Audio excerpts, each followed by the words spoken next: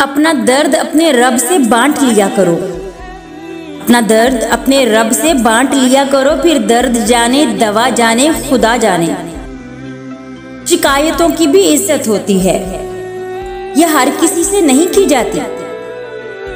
कमजोर है वो शख्स, कमजोर है वो शख्स जो किसी को दोस्त ना बना सके, और उससे भी ज्यादा कमजोर है वो शख्स जो बने हुए दोस्त को खो दे। इंसान को अच्छी सोच पर वो इनाम मिलता है जो अच्छे आमाल पर भी नहीं मिलता, क्योंकि सोचने में दिखावा नहीं होता। दूसरों को समझाना मुश्किल हो जाए तो खुद को समझा लेना ही बेहतर है। एक बात बताऊं, मैं बुरा नहीं हूं। एक बात बताऊं, मैं बुरा नहीं हूं, बस तुम्हारे मतलब का नहीं हूं, इसीलिए बुरा लगता हूं।